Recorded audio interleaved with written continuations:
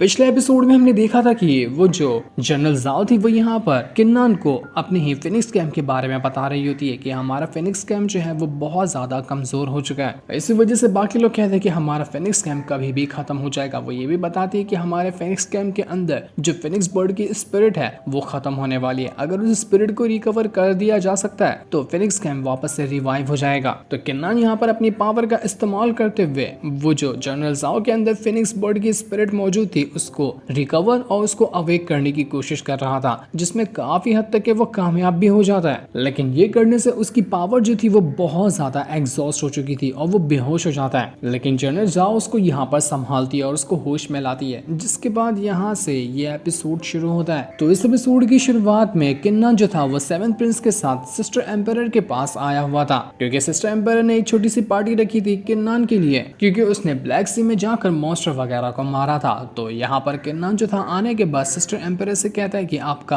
बहुत बहुत शुक्रिया, आप ही ने तो मुझे कुछ प्लान वगैरह बताए थे, उनकी मदद से ही मैं यहाँ पर उन ब्लैक सी के अंदर जो मॉन्स्टर वगैरह थे उन सभी को मार पाया हूँ। तो आप दोनों का भी थैंक यू है मुझे इतनी अच्छी स्ट्रेटेजीज वगैरह बताने के लिए। सिस्टर एम्पायर तो यहाँ पर किन्नान से कहने लग जाती है कि देखो शिया, तुमने हमारे यहाँ पर पर्सनल मैटर को ना सॉल्व करने में हमारी मदद की है, जो कि ये करके तुमने हमारे ऊपर बहुत बड़ा एहसान किया। तो कभी भी तुम्हें अगर किसी भी चीज की मदद लगेगी ना तो हम उसके लिए बिल्कुल भी तैयार हैं। तुम बहुत ही ज्यादा बहादुर इंसान हो और तुम्हारे जैसा बहादुर बंदा हमने पहले कभी नहीं देखा था। तो किन्नान यहाँ पर कहने लग जाते कि मैंने सुना ना कि यहाँ पर किसी तरह की वोटिंग भी होने वाली है, मुझे इसके बारे में कुछ डिटेल में पता नहीं है, तो क्या आप मुझे बता सकती हैं कि किस चीज की वोटिंग है। तो वो जो सिस्टर एम्पायर थी वो यहाँ पर किन्नान को बताना शुरू करती है कि देखो अगला ना क्राउन प्रिंस बनने की वोटिंग होने वाली है। अब जो भी इस वोटिंग को जीतेगा वो बनेगा अगला क्राउन प्रिंस, यानी कि उसके ऊपर ही सिंहासन जाएगा इस पूरे के पूरे सेट का। अब अभी के जो एम्पायर है उनके 7 बेटे और 1 बेटी है, तो इनमें से ही किसी एक को अगला दावेदार बनाया जाएगा जो यहाँ का अगला एम्पायर बनेगा।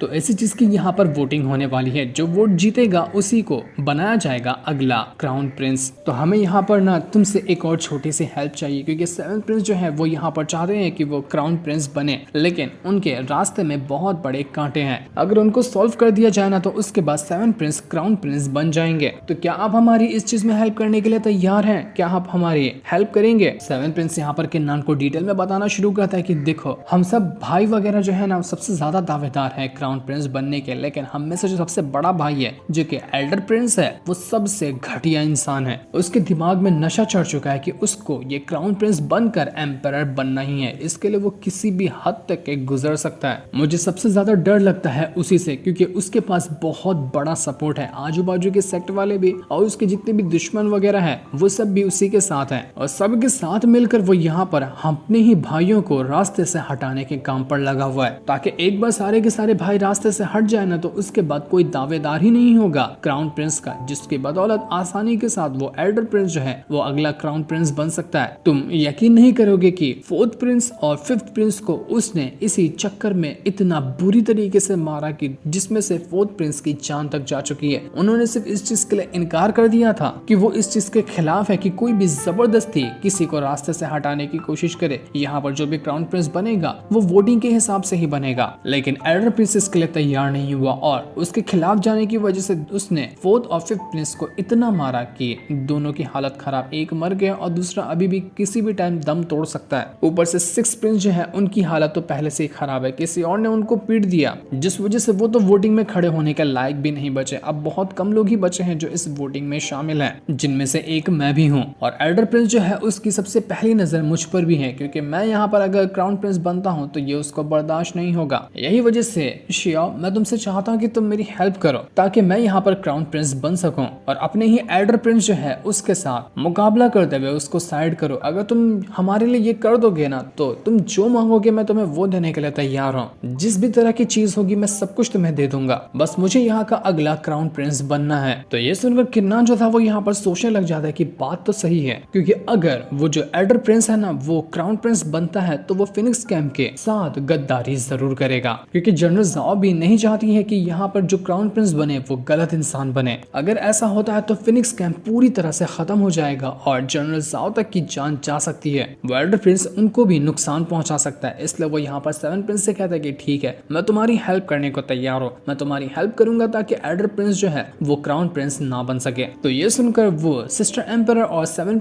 प्रिंस जो था वो दोनों बहुत ज्यादा खुश हो जाती है कि तुम्हारा बहुत बहुत शुक्रिया हमारी यहाँ पर हेल्प करने के लिए। वो यहाँ पर कुछ अच्छे अच्छे स्पिरिट स्टोन भी देते हैं किन्नान को कि ये लो हमारी तरफ से छोटा सा गिफ्ट है, इसको तुम अभी रख लो, लेकिन अगर तुमने हमारा काम पूरा किया ना तो तुम जो मांगोगे हम वो देने को तैयार है, बल्कि खुशी खुशी से एक्स्ट्रा ही तुम्हें दे देंगे। ये देखकर किन्नान भी काफी ज्यादा खुश हो जाता है। सेवन प्रिंस कह रहा था कि वो जो एल्डर प्रिंस है ना उसने सब के सब प्रिंस को एक हॉल में बुलाया है, तो हमें भी वहां पर चलना चाहिए। हो सकता है कि वहां पर कुछ डील वगैरह होगी, या फिर ये भी हो सकता है कि एल्डर प्रिंस ने प्लान बना के रखा हो बाकी सारे प्रिंस को वहां पर मौत के घाट उतारने का। तो इसलिए मैं चाहता हूँ कि शिया तुम भी हमारे साथ चलो वहां पर। तो किन्नान इसके लिए तैयार हो चुका था, जिसके बाद ये दोनों वहां से उसी रेस्टोरेंट में जाने के लिए निकल जाते हैं जहाँ पर एल्डर प्रिंस रहता है। और यही वो सीन था जहाँ पर कई सारे सिपाहियों ने किन्नान और सेवन प्रिंस को यहाँ पर घेर लिया था। तो बिल्कुल यहाँ पर कई सारे सिपाही आ जाते हैं जो किन्नान और उस सेवन प्रिंस को यहाँ पर घेर चुके थे। उन्होंने अटैक किया था, तो यहाँ पर किन्नान ने उनके वेपन को रोक लिया था। पर यहाँ पर इसी चीज को देखकर सिपाही कहने लग जाते हैं किन्नान से कि अपने हथियार डाल दो, हमने देखा कि तुम्हारे पास एक हथियार है जिसकी मदद से तुम सेवन प्रिंस को नुकसान पहुंचा सकते हो। इन सिपाहियों को यहाँ पर भेजने वाला उसी व्हाइट टाइगर कैंप का जो कैप्टन था वो था। उसको पता था कि ये शियाओ जो है वो सेवन प्रिंस का साथ दे रहा है, अगर ये हुआ तो एल्डर प्रिंस कभी भी क्राउन प्रिंस नहीं बन पाएगा। तो वो कैप्टन ही यहाँ पर किन्नान को रास्ते से हटाना चाह रहा था कि ये हट जाए तो एल्डर प्रिंस का रास्ता साफ हो जाएगा क्राउन प्रिंस बनने का। इसी वजह से जितने भी सिपाही थे वो यहाँ पर गलत इल्जाम लगाने लगते हैं किन्नान के ऊपर कि तूने हथियार लेकर सेवन प्रिंस की जान लेने की कोशिश की है, तूने एक अपराध किया है, तो अपराध के मुताबिक तुझे अब जेल में डाला जाएगा, चल हमारे साथ तू काल कोठरी के अंदर, तुझे वहां पर बंद करके रखेंगे। तो ये सुनकर वो जो सेवन प्रिंस था वो कहने लग जाते कि तुम लोगों को बेवकूफी है क्या, तुम्हारे दिमाग ठिकाने पर तो है, कब किया इस शियाओ ने मुझ पर हमला, इसने तो बल्कि मेरी जान बचाई है, किसी ने अचानक से वेपन फेंका था तो इसने मुझे बचाया, वरना तो मैं यहाँ पर यहीं पर मारा गया होता, इसलिए तुम कुछ भी नहीं कर सकते यहाँ पर इस शियाओ को। लेकिन वो जो सिपाही वगैरह थे वो लोग को तो ऑर्डर मिल चुका था कि उन्हें किसी भी तरह से किन्नान को यहाँ से ले जाना है। तो वो लोग ऐसे शांत नहीं बैठने वाले थे, वो कहते कि नहीं, हमने अपनी आंखों से देखा, अगर ये गलत नहीं है ना तो बाद में ये क्लियर हो ही जाएगा, लेकिन अभी तो उसको जेल में ले जाना है। तो वो जबरदस्ती यहाँ पर किन्नान को अपने साथ उस काल कोठरी में ले जाने लग गए थे। किन्नान यहाँ पर काफी ज्यादा भड़क जाता है, वो यहाँ पर तैयार था कि अगर किसी ने भी उसको हाथ भी लगाने की कोशिश की तो वो उसको छोड़ेगा नहीं। कई बार समझाने के बाद तब भी यहाँ पर जब ये लोग नहीं मानते और किन्नान यहाँ पर इनके ऊपर अटैक ही करने वाला था कि तभी वहां पर आकर पहुंच जाता है फिनिक्स कैंप का कैप्टन। वो यहाँ पर आने के बाद एकदम गुस्से के साथ सभी से कहता है कि तुम लोगों की हिम्मत कैसे हुई किन्नान के ऊपर गलत इल्जाम लगाकर उसे यहाँ से ले जाने की। किसी ने भी अगर किन्नान के ऊपर आग भी उठाकर देखा ना तो मैं उसको छोड़ूंगा नहीं। पर तब वहां पर व्हाइट टाइगर कैंप का कैप्टन आकर फिनिक्स कैंप के कैप्टन से कहने लग जाता है कि अरे यार तुम गद्दार फिर से यहाँ पर आ गए, ये गार्ड्स तुम्हें लगता है कि कुछ गलत काम कर रहे हैं इस शियाओ को पकड़कर, बल्कि ये लोग तो सही काम कर रहे हैं, इन लोगों का काम है अपराधी को पकड़ना, तो पकड़ने दीजिए ना इन लोगों को, आपको क्यों इतना गुस्सा आ रहा है, अगर ये किन्नान निर्दोष हुआ तो बाद में तो ये छूट ही जाएगा। वो कहता है सिपाहियों से कि जाओ सिपाहियों पकड़ लो इसको, बचना नहीं चाहिए यहाँ पर। किन्नान ये देखकर समझ चुका था कि इसका मतलब ऐसा लग रहा है ना कि एल्डर प्रिंस ने अपना पूरा मन बना लिया है कि वो क्राउन प्रिंस बन चुका है, सिपाही वगैरह तक के उसके कंट्रोल में जा चुके हैं और उसी का कहना मान रहे हैं ये लोग, इसलिए अब एल्डर प्रिंस का गेम बजाना पड़ेगा, उसके ऊपर नजर रखनी पड़ेगी। अब सिपाही वगैरह जो थे वो यहाँ पर फिनिक्स कैंप का जो कैप्टन था उसकी भी बात मानने को तैयार नहीं थे कि हम लोग यहाँ पर अपना काम कर रहे हैं तो आप कैप्टन हमें मत रोकिए। लेकिन तब वहां पर एंट्री मारती है जनरल साओ, जो बहुत ज्यादा गुस्से में आई थी। वो कहने लग जाती कि मुझे पता है कि तुम लोग ये घटिया सी साजिश रच रहे हो इस शियाओ को रास्ते से साइड करने की, लेकिन इस तुम्हारे प्लान को ना मैं कामयाब होने बिल्कुल भी नहीं देने वाली। किन्नान यहाँ से कहीं नहीं जाएगा। जनरल साओ के अंदर से इतना भयंकर और बाहर निकल रहा था कि सब के सब वहां पर खड़े तक नहीं हो पाते, इतनी खतरनाक थी वो। फिनिक्स स्पिरिट की पावर अवेक जो हो चुकी थी, जिस वजह से वो बहुत ज्यादा स्ट्रॉन्ग लग रही थी। वो कहने लग जाती कि किन्नान मेरा डिसाइपल है और इसको किसी ने भी गलत नजरों से देखा या उसको नुकसान पहुंचाने की कोशिश की ना तो उसको पहले मुझसे लड़ना होगा। सबके सब लोग यहाँ पर उस जनरल जाओ की पावर देखकर हैरान रह चुके थे। व्हाइट टाइगर कैंप का कैप्टन भी दंग रह जाता है कि इसकी पावर अवेक कैसे हो गई, ये तो बिल्कुल कमजोर थी ना, अचानक में इसके पास इतनी पावर कहाँ से आई। जनरल जाओ अपनी और ज्यादा पावर का इस्तेमाल करते हुए जितने भी सिपाही थे सब सबको ऐसा उड़ाकर फेंकती है कि सब वहां से गायब भी हो चुके थे। इस वजह से बचे कुछ जो सिपाही थे वो सभी वहां से दुम दबाकर भागने लग जाते हैं। उनके साथ साथ व्हाइट टाइगर कैंप का कैप्टन भी दुम दबाकर भाग रहा था कि चलो भाई सब जान बची तो लाखों पाए, वरना ये जनरल जाओ तो मुझे मार ही देती। जनरल जाओ जो थी वो यहाँ पर कहने जाती कि वो तो अच्छा हुआ कि सिस्टर एम्पायर ने मुझे लेटर भेजकर बता दिया कि तुम दोनों यहाँ पर मुसीबत में पड़ चुके हो, इसलिए मैं तुम लोगों को बचाने के लिए आई, वरना अगर मैं सही टाइम पर नहीं आई होती तो न जाने आज क्या हो जाता।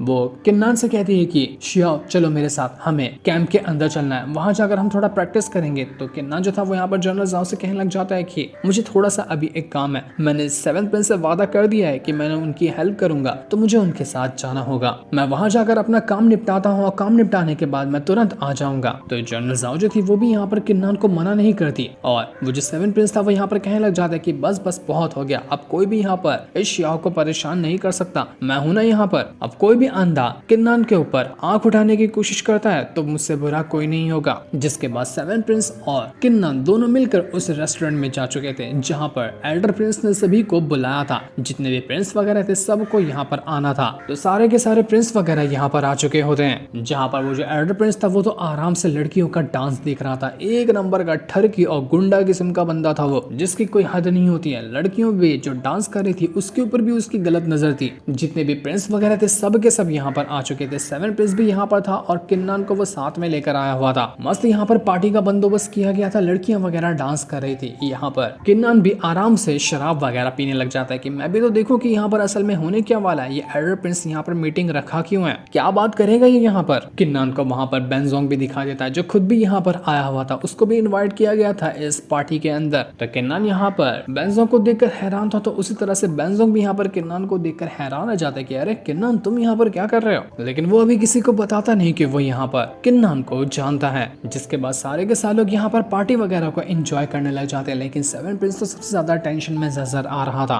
तो इसको पता था कि यहाँ पर कुछ न कुछ तो गड़बड़ी होने वाली है। ये एल्डर प्रिंस यहाँ पर शांति से मीटिंग करने के लिए तो नहीं बुलाया होगा। उसको डाउट था कि कहीं यहाँ पर वो सारे के सारे बाकी के प्रिंस को एक साथ मार ना डाले, क्योंकि जितने भी बचे हुए प्रिंस थे वो सब यहाँ पर आ चुके थे 4th, 5th और 6th प्रिंस को छोड़कर, क्योंकि उनकी तो पहले से ही वाट लगी पड़ी है और वो लोग अब वोटिंग में भी नहीं खड़े हो सकते। तो यहाँ पर जितने लोग थे उन बाकी लोगों को बुला लिया गया था, पर अभी हमें नहीं बताया चाहता कि आखिर एल्डर प्रिंस ने यहाँ पर सभी को क्यों बुलाया है और वो इनके साथ करना क्या चाहता है। ये चीज हमें नेक्स्ट एपिसोड के अंदर पता चलने वाली है, जिस सीन को दिखाते साथ ही ये एपिसोड यहीं पर एंड हो जाता है। Thanks for watching.